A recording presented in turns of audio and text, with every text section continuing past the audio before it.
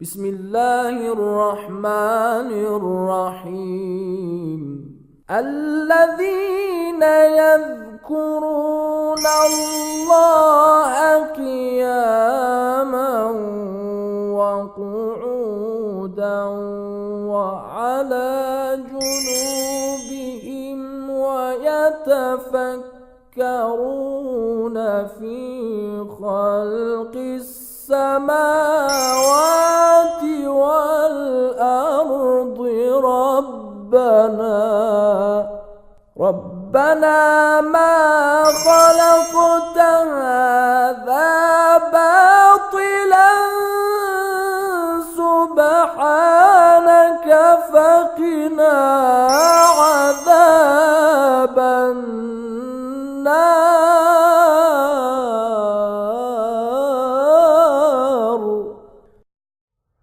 أعوذ بالله من الشيطان الرجيم. بسم الله الرحمن الرحيم.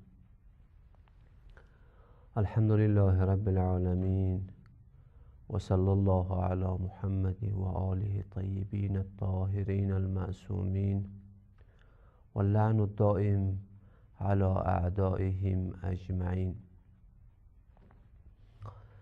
Dear viewers, in our last session I talked about the definition of morality.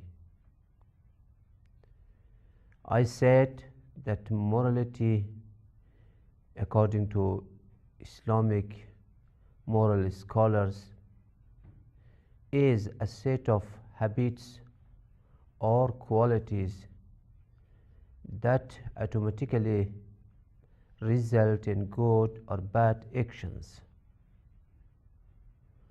I also pointed out that there is another terminology in Islamic ethics, that is the science of morality. The science of morality is a branch of practical science that studies these habits and these qualities, and then it helps us to acquire these habits and to acquire these qualities, or to shun these habits and to abandon these qualities. Today I am going to talk about the different kinds of morality. In Western moral philosophy or ethics, scholars have divided morality or ethics into two main branches: meta ethics and normative ethics. According to Western moral scholars, these two branches of morality are very important and they are very much different from each other. As far as meta ethics is concerned, it deals with the nature and the essence of moral propositions. It tells us what, for example, good is and what bad is. How can we differentiate between good and bad? This is the responsibility of meta-ethics. Meta-ethics helps us in discovering the nature of goodness and the nature of badness. Once we know about metaphysical ethics, or you can say meta-ethics, then we will be able to differentiate between good and bad, and we will be able to know what is the nature of good and what is the nature of bad. Of course, there are different approaches and different schools of thought. Some say in the West that we can find out the nature of goodness and badness by divine words. This theory is called the divine command theory. According to this theory, it is God, the Almighty, who can tell us what is good and what is bad. We cannot say, based on our own intellectual faculties, what is good and what is bad. And we are not able to understand what is good and what is bad.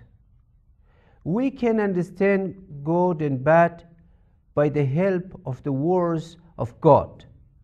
God the Almighty tells us what is good and what is bad. This is called divine command theory. This theory is a very old theory. It began by Socrates and continued up till the present. There is another theory about the nature of goodness.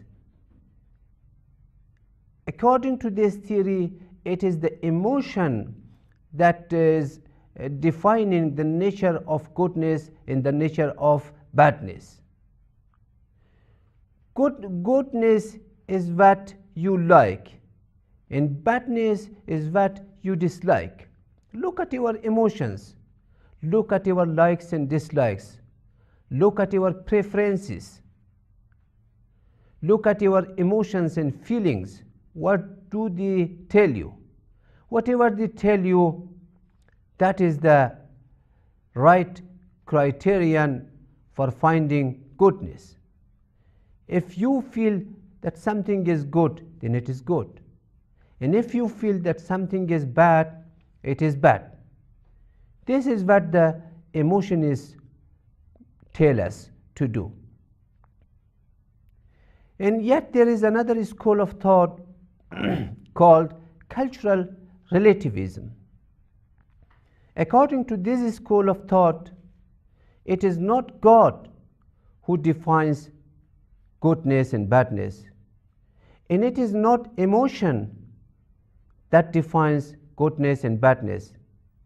It is the culture and the social norms that tell you what is good and what is bad. If you want to know about the nature of goodness, go and live in your society and try to understand and to know the norms that are prevalent in your society. Whatever the society tells you to do, that is right and that is good. And whatever the society tells you not to do, then that is bad, and try to stop doing it. And since the societies are different, and since the cultures are different, therefore the morality can also be different. And therefore they say that we need to subscribe to relativism, because culture differs from society to society and from people to people. For example, something is good in Europe while it is not good in Asia. And something might be good in China, but this might not be good in South America. So different societies produce different moralities and different ethics. So whatever the society tells you to do, that is right, and whatever the society negates and rejects, that is bad, that is awful, and that has to be rejected. So this is also another approach in ethics.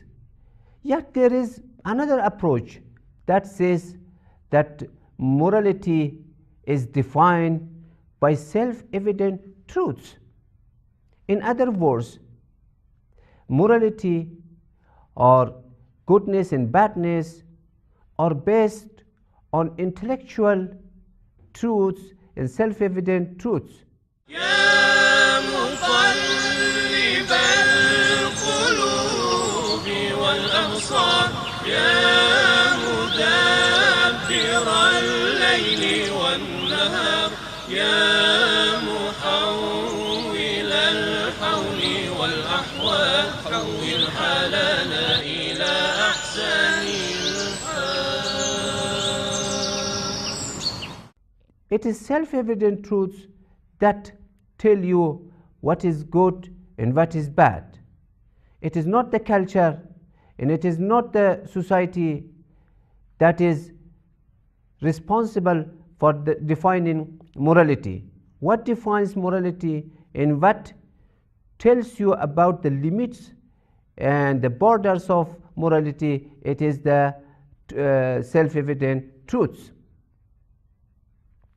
So these are the different approaches, or you can say some of the different approaches and meta-ethics. But as I said, there is another branch of ethics in the West that is called normative ethics. In normative ethics, again, we face different approaches and different schools of thought. Some are of the view that we must try to support utilitarianism. And they say that it is utilitarianism that is the best theory in this connection. In normative ethics, as I pointed out,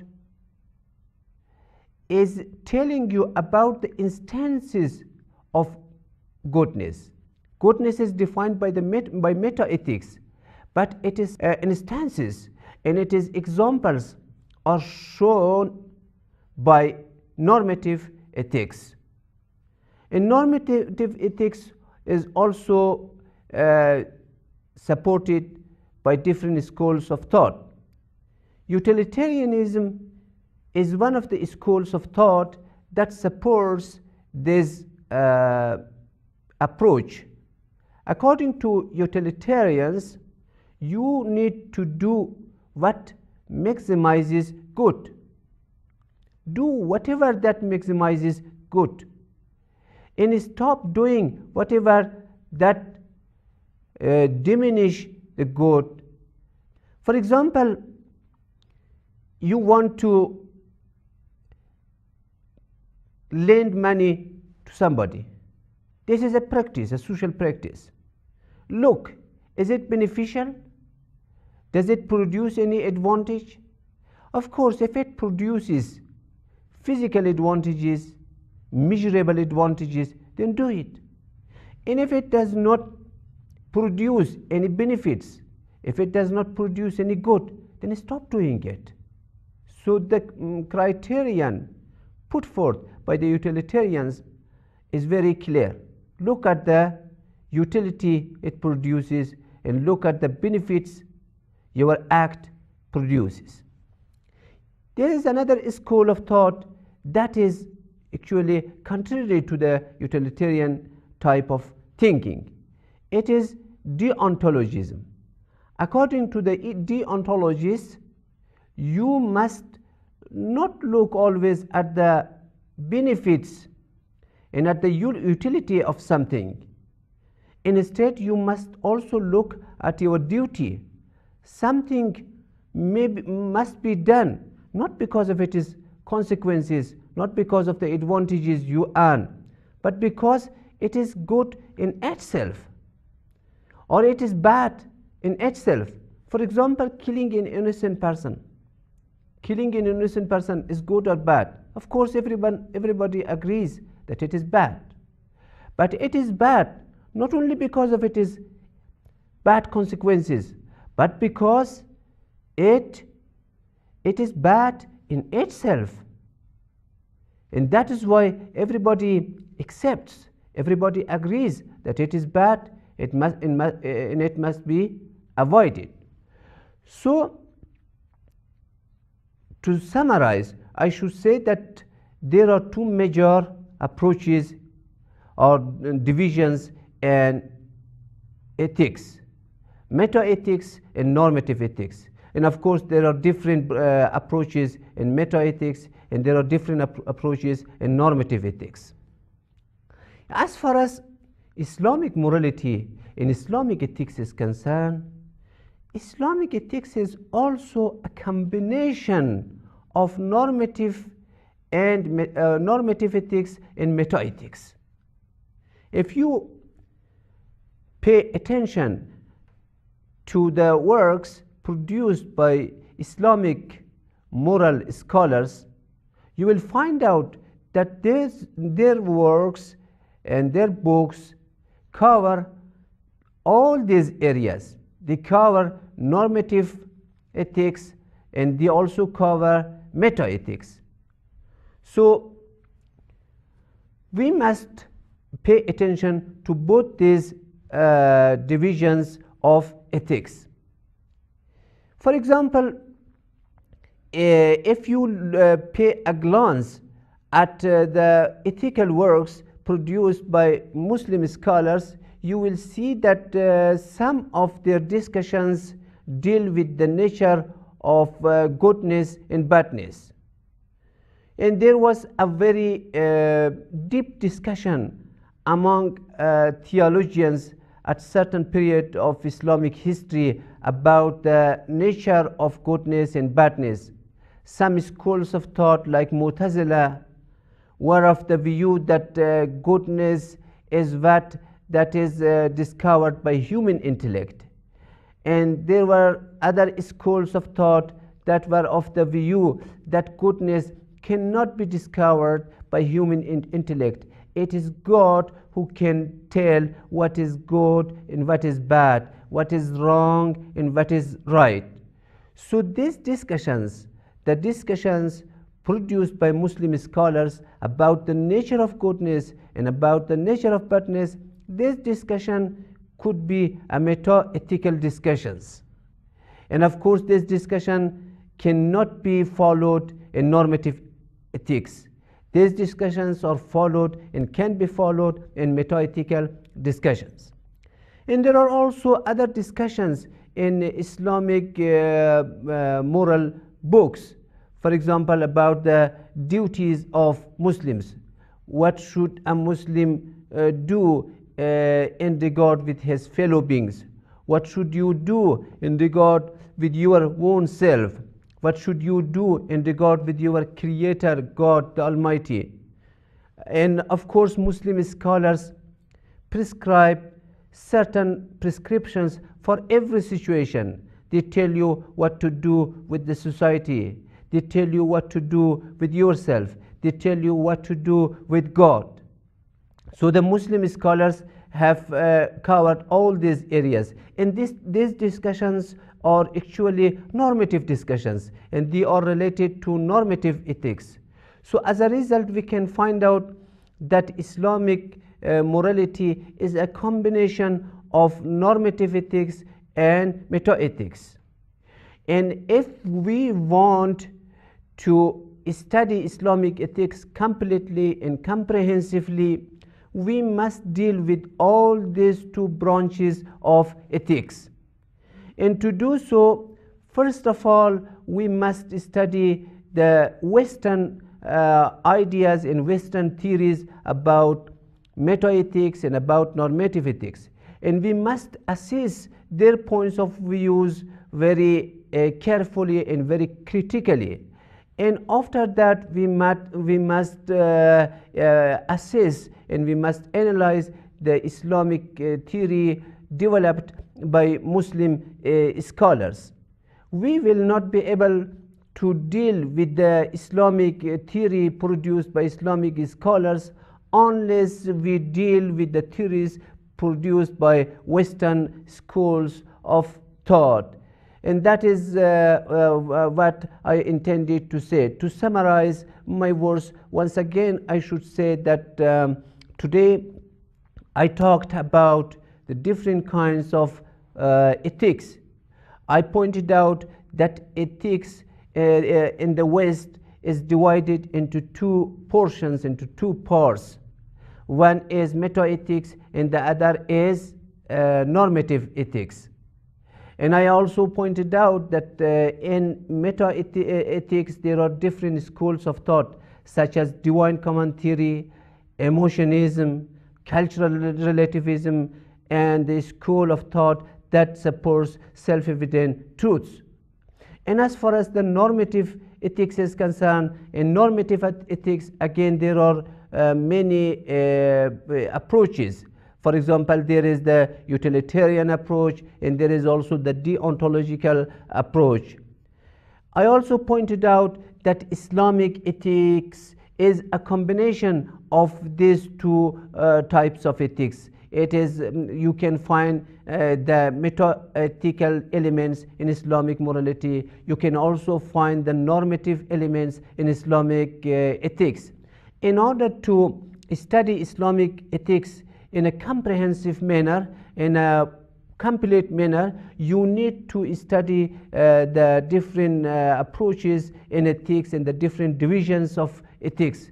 Unless you have studied these divisions fully and completely, you will not be able to understand Islamic ethics and to understand Islamic morality. In order to do so, we will inshallah in our coming sessions deal with the theories that are prevalent in the West in regard with the meta-ethics as well as with normative ethics. And we will also analyze these theories. We will also, to the extent we can, inshallah, we will critically assess these theories, and we will also present the Islamic idea in this connection. Thank you very much. Allah ya Allah, Allah subhanallah.